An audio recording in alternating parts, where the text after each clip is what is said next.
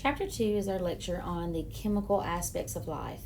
So, the chemistry chapter is important to understand in the aspect of our human body and the components and the chemicals that make up our human body, as well as make all life chemical processes occur. So, a few definitions that we need to cover are just the basic definition of chemistry. So, it's the scientific study of substances and the interaction of those substances. So, it's necessary again to have this basic understanding of chemistry because our body is composed of chemicals: oxygen, carbon dioxide. Water is a chemical, it's a compound, and all of our processes of life are a result of all of these chemicals interacting with one another. So, atoms and elements.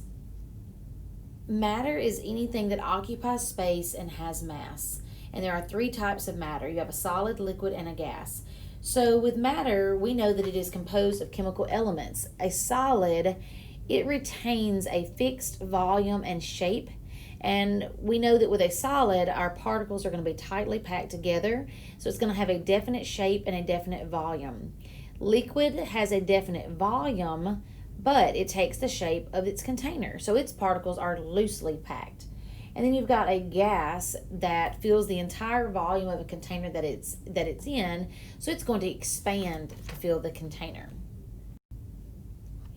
Elements are composition of matter, substances that cannot be broken down by chemical means into anything more simple. So an element is, if you've ever seen the periodic table, that's oxygen, nitrogen, hydrogen, sulfur, any element in an individual element, and that element is a composition of matter. You need to understand that it cannot be broken down into anything more simple. So oxygen is oxygen, and you cannot break it down any way. Now, when it's joined with another element into a compound like water, H2O, well, then you can split that and take away your hydrogens and take away your oxygens. So it can be simplified, but one individual element cannot be simplified. There are 92 naturally occurring elements, and 26 of those are found in our body. And each element, of course, on the periodic table has its own little abbreviation and atomic symbol. So elements of the body, you've got your major elements that are approximately 96%. Carbon, oxygen, hydrogen, and nitrogen. Those are our four major elements. Minor elements, about 3.94% here. And you see calcium, phosphorus, potassium, sulfur, sodium, chlorine, magnesium, iodine, and iron. So those are our minor elements. And then we have some trace elements at barely 0.01% in our body. So the atomic structure, we're not going to specifically learn how to draw atomic structures.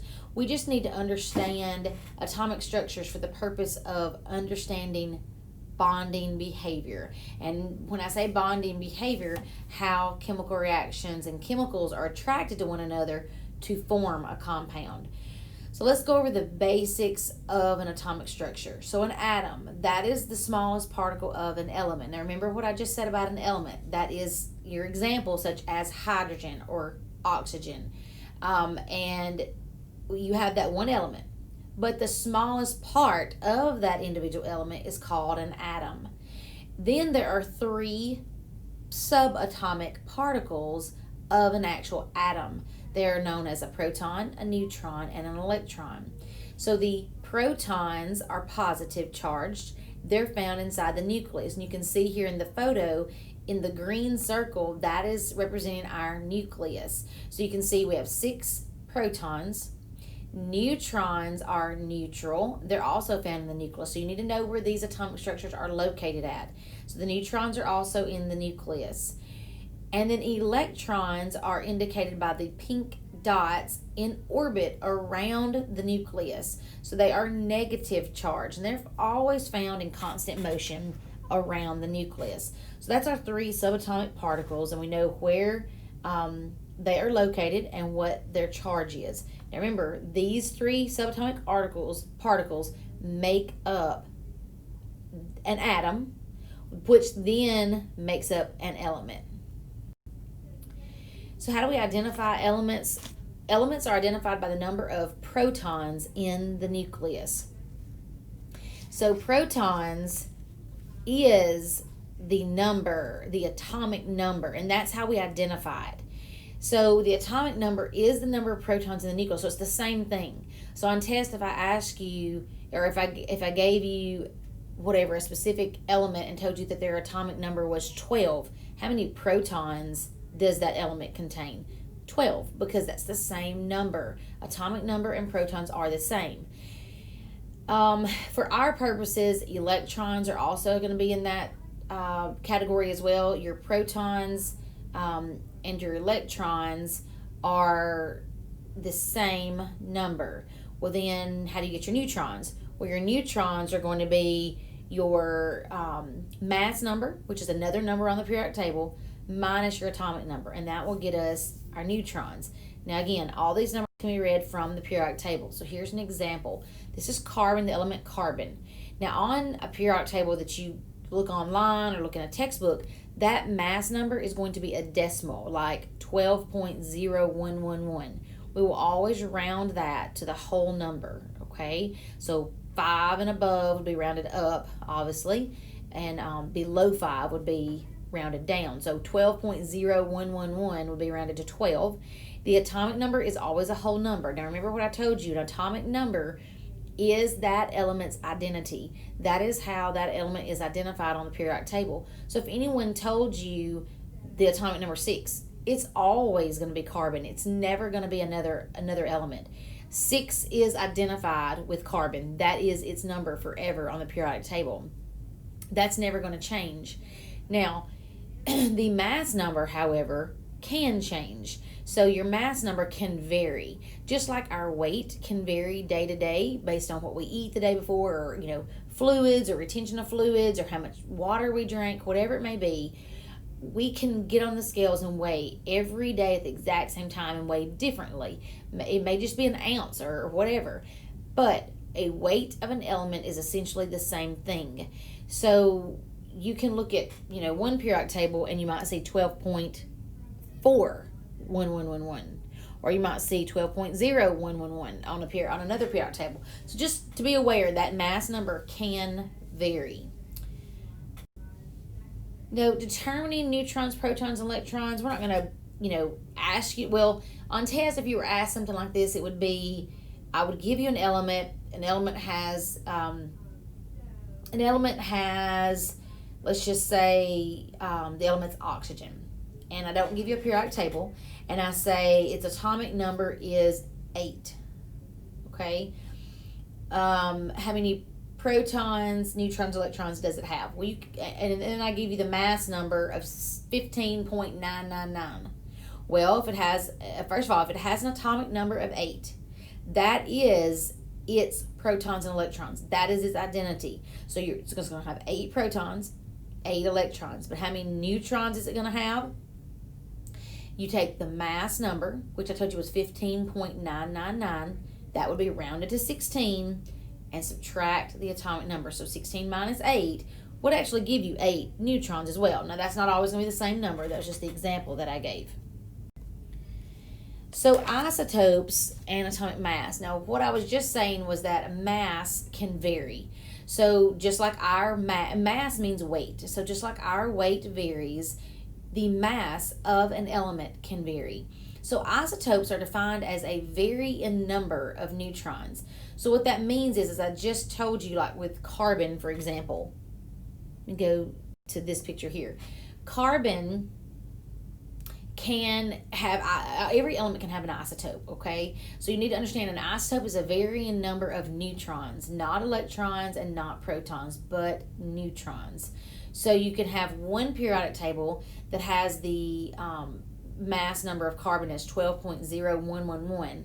Another periodic table that has carbon 12.6000, which is going to round to 13, or another one that's going to have carbon with a mass number of 13.999. Well, that's going to round to 14. So that's how we get carbon 12, carbon 13, carbon 14. We've rounded that mass number to a whole number. So when we do that, again, How do we determine our protons, our neutrons, and our electrons? Protons and electrons are always going to be the same number because that is its atomic number. And remember, I told you your atomic number does not change. That's its identity. So what does change here in this chart is the number of neutrons, and that's an isotope of carbon because its weight varies. And again, why is it that the neutrons are the ones that change? Because the weight and the mass number changes, and neutrons were found by subtracting the weight number, mass number, from the atomic number. So again, that's why it affects our neutrons only.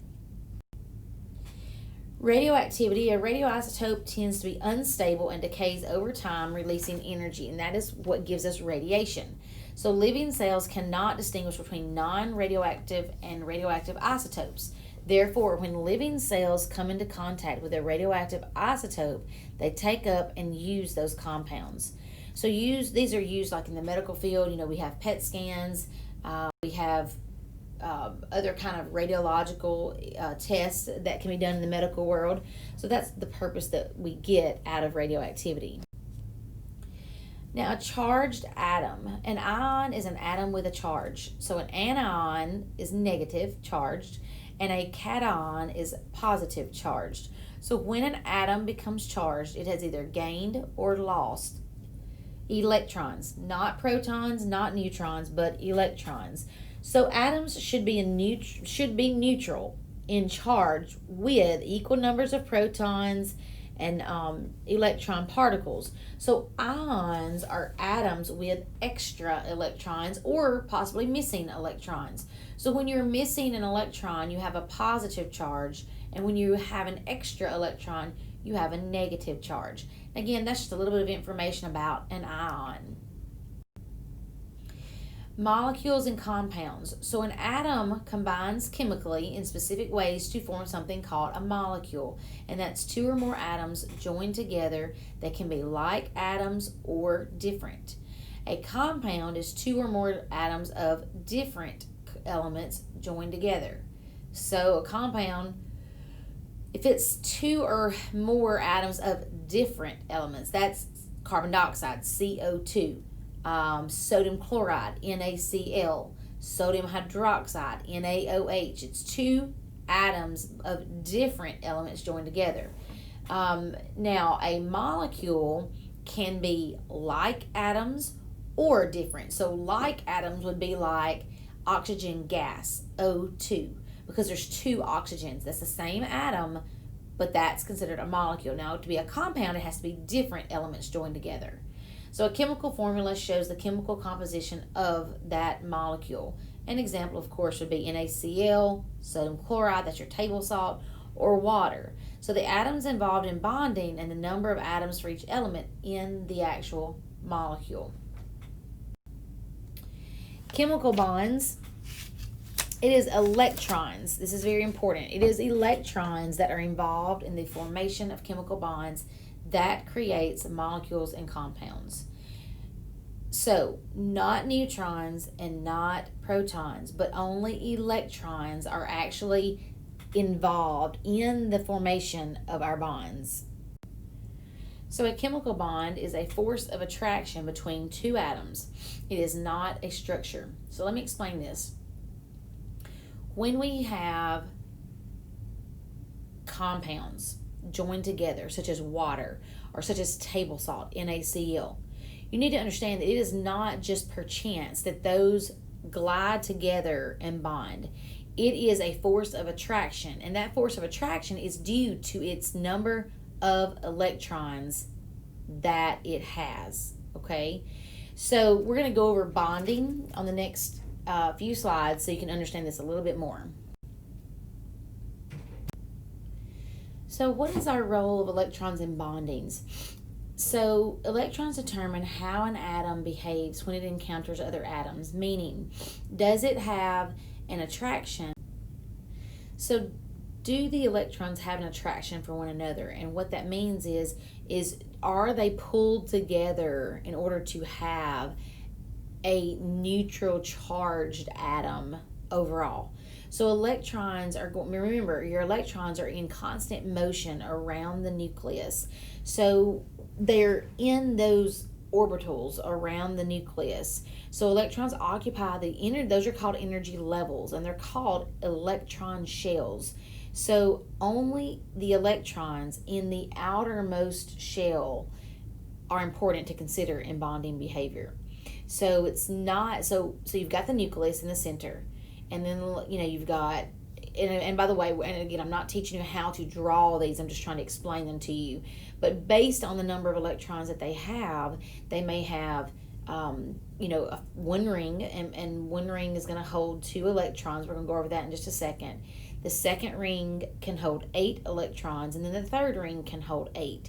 So what I'm trying to say is, if an atom has 2 rings, don't consider that inner ring electrons in bonding. We only consider the outer ring, and that outer shell is called the valence shell, and those electrons that are in that valence shell is called valence shell electrons, and those are the only electrons that are considered in our bonding behavior and how electrons are attracted to one another.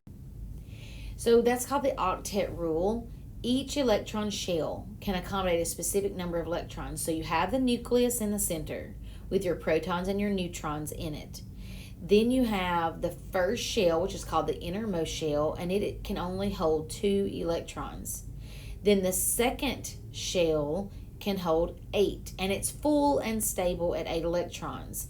Then the third shell is full and stable with 8 electrons. So atoms whose outer shells, now that outer shell may be the first shell, the second one, or the third one. That all depends on how many electrons that atom has. So if it has 16 electrons, or if it has only 4 electrons, and again, that comes from the periodic table. We're not learning how to draw these. I just want you to understand that the relationship of this in bonding behavior and how we create a compound. So atoms whose outer shells are not full, meaning if they had a second ring with only 6 electrons, not 8, then they're not full. They're not stable and happy because they do not have 8 electrons. So that what that means is they're going to look for another atom that has maybe 2 electrons to either share or donate to them to make them full and happy. So atoms whose outer shells that are not full tend to interact with other atoms, and that's what makes a chemical reaction. So those atoms that are not stable, that do not have stable electron valence shells, that's the outermost electron shell, those are the ones that you will see in our compounds that are created in the universe. So inert elements, these are the ones that have complete valence shells. They are stable. That's like your noble gases on the periodic table. If you were to draw their orbitals or their atomic structure, you would find that their valence shells, their outermost ring, is always full, and so therefore they're always stable. They have no desire to bond and create a compound with any other element because they don't need to. They're full and stable. Now, on the other hand, a reactive element, their outer valence shell is not full, so therefore they're unstable. So the reactive elements, these elements tend to gain, lose, or share electrons, which leads to the formation of chemical bonds.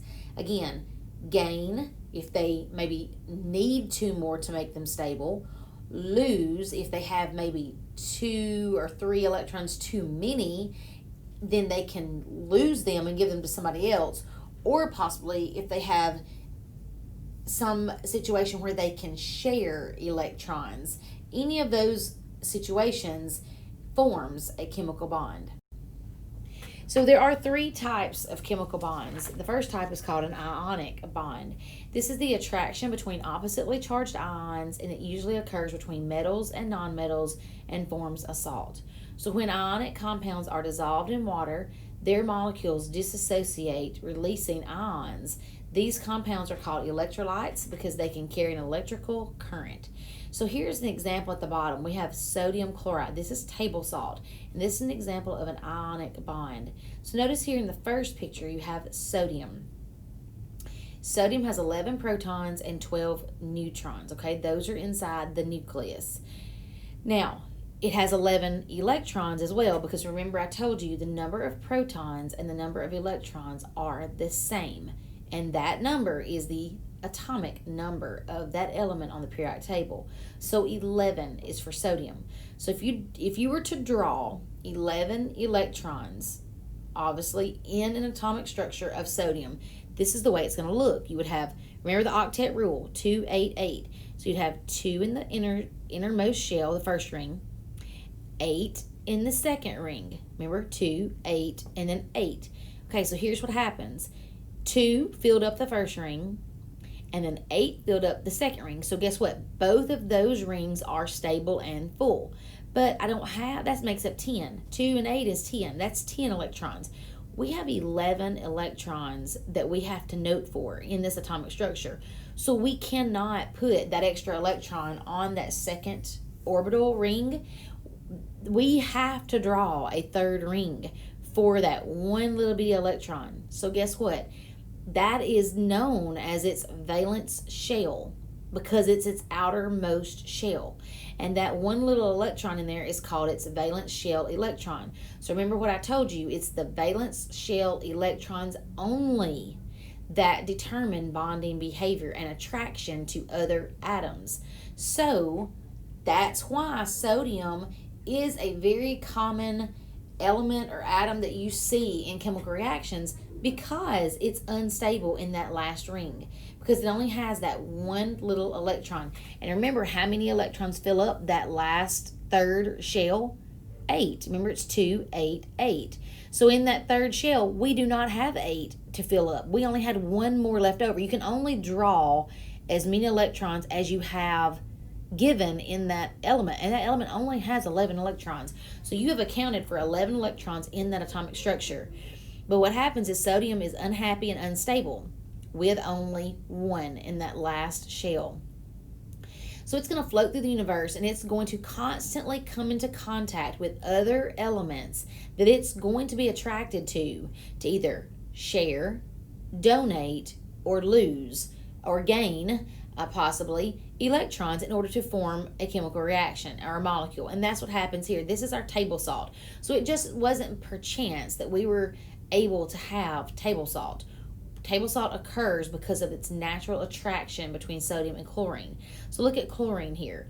You have 17 protons and 18 neutrons. So that's 17 protons. That's the number of its atomic number. So 17 electrons. So drawing those here, the first ring has 2, second ring has 8, and third ring can have 8. But we don't need 18 electrons, we need 17. So we've drawn 17 here, but guess what? How many does that leave in that third outer valence shell? Only 7.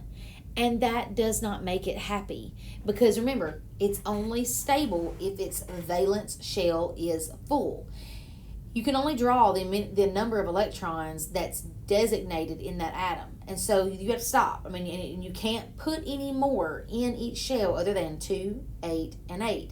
So here, and now if you were going to take a higher level chemistry, obviously there are more rings that you continue to draw, but we're just going to stop with this purpose just so you can understand how chemical bonding works.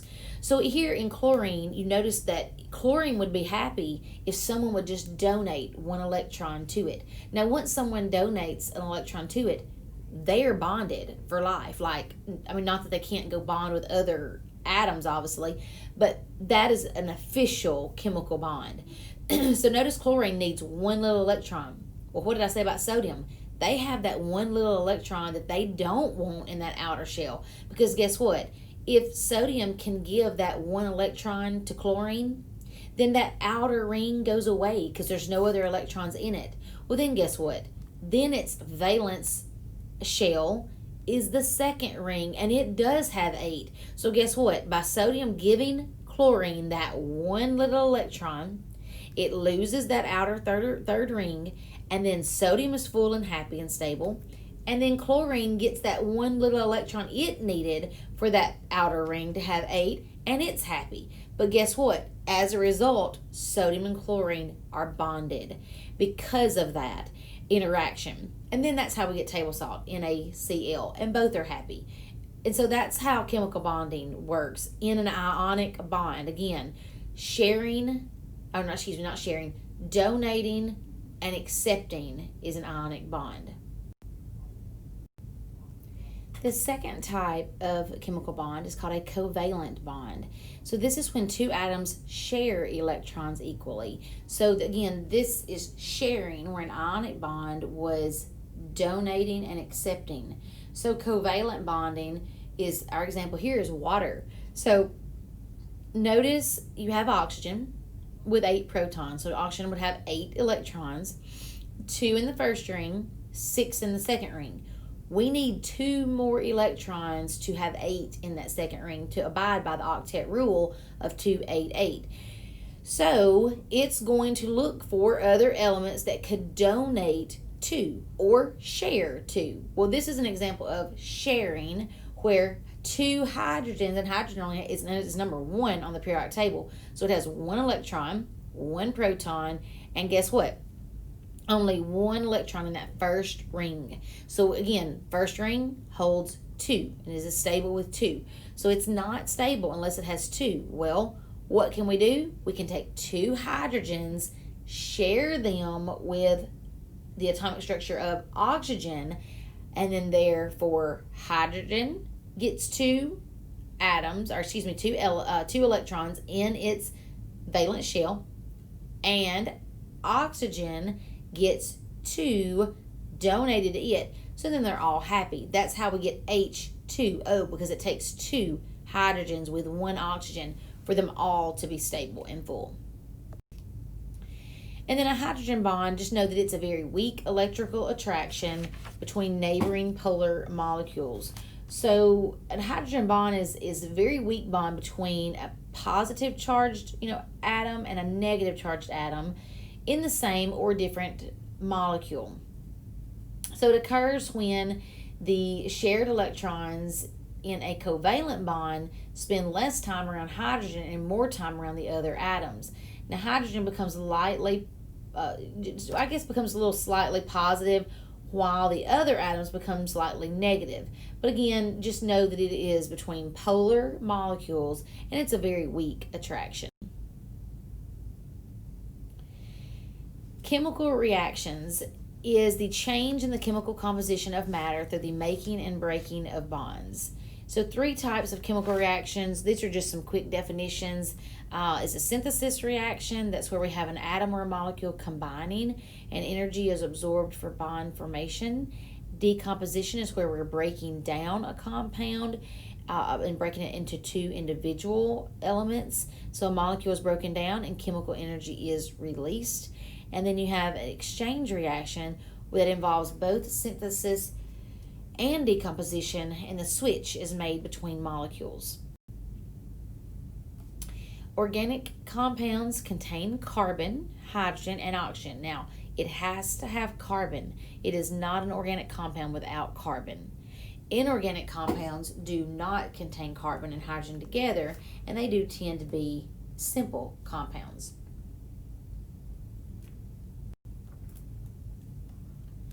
Water properties. Water is the most abundant compound in the body, and properties of water include the following. Now, water composes actually 2/3 of our body weight, and water absorbs and releases large amounts of heat without much change in temperature. So lots of different characteristics here of water. So it has a high heat capacity, so it helps distribute heat throughout the body and functions in homeostasis of our body temperature. Water is an excellent solvent, so lots of chemicals will dissolve easily in it. It has chemical reactivity characteristic, and that means that water is often added in decomposition reactions to break bonds, and the breaking of bonds is called hydrolysis. And then last, cushioning and reducing friction, so such as cerebrospinal fluid around the brain and spinal column, amniotic fluid around the fetus if a woman is pregnant. Water aids the movement of food through the digestive tract. So let's move on and switch gears a little bit to acids, bases, and salts. So when acids, bases, and salts are dissolved in water, they dissociate into ions. An acid is a compound that releases hydrogen in solutions, and so therefore the stronger the acid, the greater the concentration of hydrogen. A base is a compound that accepts hydrogen and releases hydroxyl ions. So the stronger the base, the greater the concentration of oxygen. And then a salt easily dissociates into ions in the presence of water but does not release hydrogen or hydroxyl ions. So that's just some quick definitions of what an acid and a base or a salt is. Now, how do we identify an acid, base, and a salt? Acids have hydrogen. A base has hydroxide. A salt does not have either. So on test, if I gave you HCl, okay, I know you don't know the name of that, but that's hydrochloric acid, but you don't have to know the name of it. You just have to identify that that is an acid, that you can pick out that that is an acid because of that hydrogen. KCl, that's potassium chloride. That would be a salt because it does not have hydrogen and it does not have hydroxide, OH. MgSO4, that's magnesium sulfate. No hydrogen, no hydroxide. So that's a salt. Sodium hydroxide, NaOH. That's a base. You would identify that as a base because of the OH, the hydroxide. H2SO4, that's sulfuric acid. And that is an acid because of the H, meaning it has hydrogen. MgOH, magnesium hydroxide. Again, that is a base because of the hydroxide. And then NaCl, that's sodium chloride, that is a salt. There's no hydrogen, no hydroxide. And then H2PO3, that is phosphoric acid. It is an acid because of the hydrogen. And then KOH is potassium hydroxide, and that is a salt. I'm sorry, not a salt. Let me correct myself there. That is, KOH is a base because of the hydroxide. Had an error there for a second, but anyway, KOH is a base with hydroxide in it.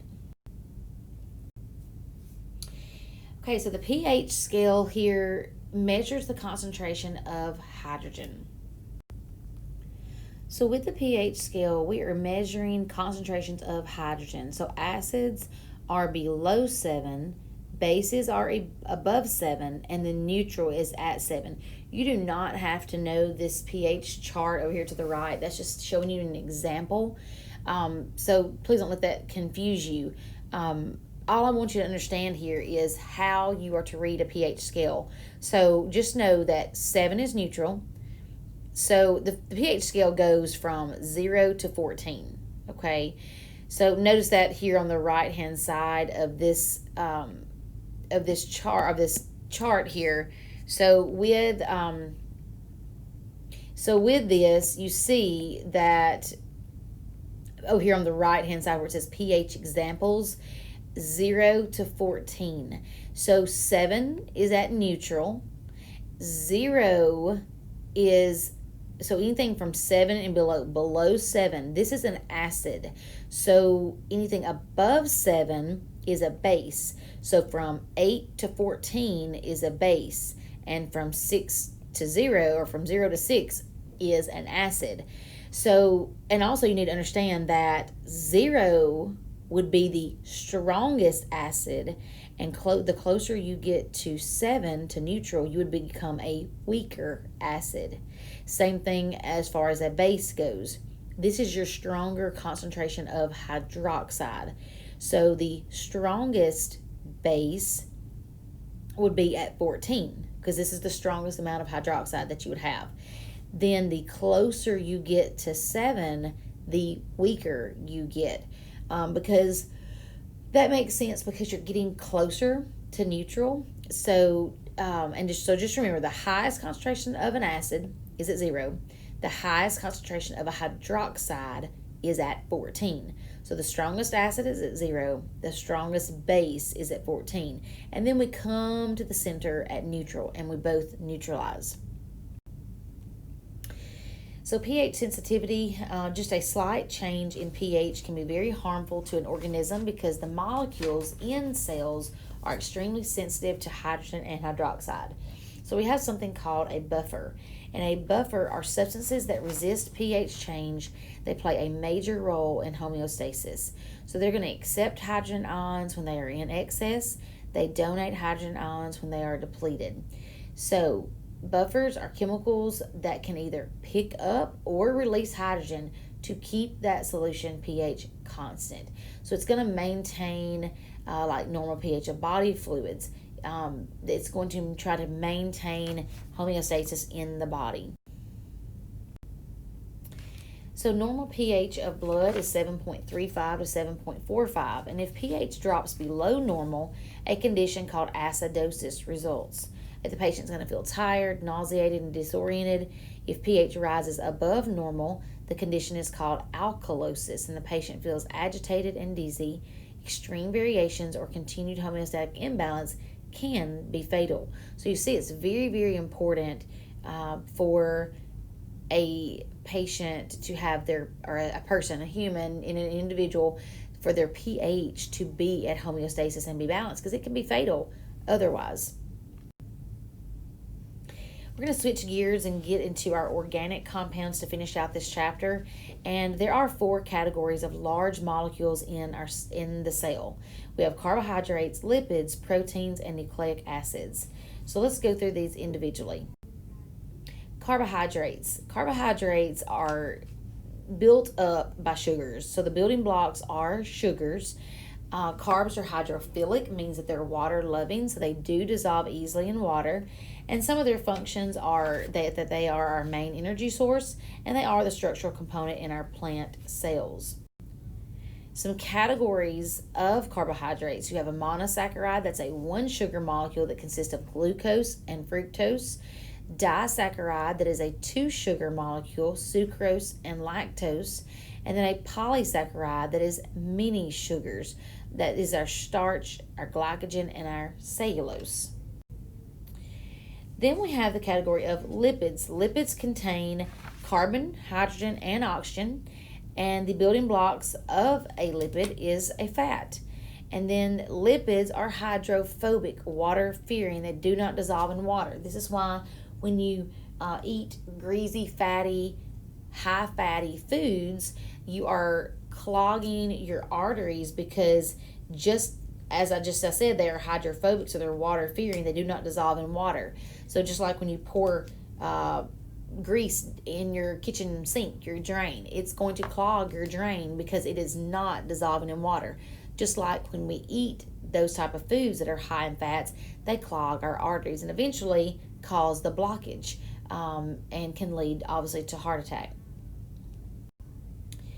Lipids, fat is stored in the body in something called adipose tissue. So functions of lipids, we have long-term energy storage, structure of cell membranes, insulation, protective cushion, basis of many steroids and hormones. We have triglycerides. This is the main component of fat. They are made of glycerol molecule and joined with 3 fatty acid chains. So fat is solid at room temperature and oil is liquid at room temperature. Phospholipids are composed of a polar head and 2 nonpolar tails, and they do form the cell membrane. And we're going to go over the cell membrane in chapter 3 when we get to the cellular chapter.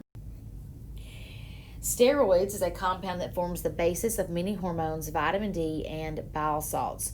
So cholesterol, the major component of the body's cells, and serves as the backbone of other steroid molecules and can be harmful in large amounts because it can lead to heart disease.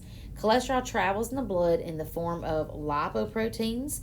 2 types of lipoproteins. You have your LDL, that's your low density lipoprotein. That's the bad cholesterol, which blocks our vessels, damaging our heart. And then your HDL is your high density lipoprotein. That's the good cholesterol used for cellular processes. The next category is proteins. Proteins contain carbon, oxygen, hydrogen, nitrogen, and sometimes sulfur. And the building blocks are our amino acids.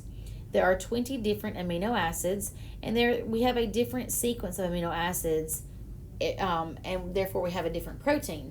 So our possibilities of our proteins are almost endless because of the many different types of sequences. Amino acids are held together by covalent bonds called peptide bonds. A dipeptide holds 2 amino acids, and then a polypeptide holds many amino acids. 2 categories or functions of proteins. We have structural proteins. This is construction materials that compose cells and tissues. Collagen, most common protein, forms cartilage, ligaments, and extracellular matrix. Keratin, that is our protein that we find in our hair and our fingernails. And then functional proteins are things like our antibodies that provide our immunity, our hormones, and then our enzymes. Now, an enzyme catalyzes or speeds up and starts a reaction without being changed itself. So enzyme action. During an enzyme-induced reaction, the enzyme structure is not changed. And that's very important that you understand that the same enzyme molecule can be repeated and recycled and reused for many, many other reactions in the body. So the body only requires a small amount of any one enzyme. We have a substrate, that's the molecule that binds to the enzyme. It is shape specific, so it's like a lock and key. Only one type of enzyme will fit one type of substrate. Now, after that enzyme, after it starts the chemical reaction, and after that reaction takes place, that enzyme is free to go on and bind to another substance remaining unchanged. So while the substrate that has undergone the chemical reaction is actually itself changed. So it's important that you understand that the enzyme itself starts a reaction and then goes on to continue other reactions in the body. So an enzyme must have the correct three-dimensional shape to be functional. If the shape changes, then the enzyme cannot complete the reaction. This is called being denatured. So if the shape changes, then that enzyme cannot complete the reaction, because that is, remember I told you, it's very shape specific. So a protein shape can be changed by environmental factors such as your pH. Remember I told you how detrimental it is to the cell if pH is not balanced, salt concentration, and also extreme temperatures. And again, being denatured is when the enzyme shape has been changed due to environmental factors and is no longer functional. Then our last category is nucleic acids. These contain carbon, oxygen, hydrogen, phosphorus, and nitrogen. Function of nucleic acids: information storage molecules that provide the directions for building proteins. 2 types of nucleic acids: DNA, deoxyribonucleic acid, a gigantic polymer that determines cellular functions by controlling protein synthesis. So this is our DNA. The second type of nucleic acid is RNA, ribonucleic acid. This is much smaller than DNA. It acts as a messenger between DNA in the nucleus and the site of protein production in the cytoplasm. So the building blocks of nucleic acids are known as our nucleotides. Nucleotides consist of 3 parts. You have a sugar, which is either deoxyribose in DNA or ribose in RNA. You have a phosphate and you have a base. So the bases in DNA are, in DNA we have adenine and thymine that bond. We have cytosine and guanine that bond. Within an RNA, you have adenine to uracil, so uracil takes the place of thymine, and then you have cytosine and guanine. So what are some differences in DNA and RNA? DNA is double-stranded, RNA is single-stranded. DNA contains thymine, RNA contains uracil, and then DNA contains deoxyribose sugar, and RNA contains the ribose sugar. So how do cells use energy? The energy stored in carbohydrates, lipids, and other molecules is not used directly by the cells. Instead, the chemical energy released by the breakdown of these molecules during cellular respiration is used to create ATP. Now you need to associate the word ATP, again, adenosine triphosphate, with energy. So instead, the chemical energy released by the breakdown of these molecules, again, is used to create ATP, and ATP is our energy. So ATP consists of an organic molecule called adenosine plus a tail of 3 phosphate groups. It is the molecule that provides immediate energy for cellular processes. ATP provides energy for all cells. The phosphate bonds of ATP are high energy bonds. Energy is released when the outermost phosphate bond is broken. This forms ADP, adenosine diphosphate, and ATP is reformed when energy in a phosphate is added back. And that is Chapter 2 lecture. If you have any questions, please call or email me.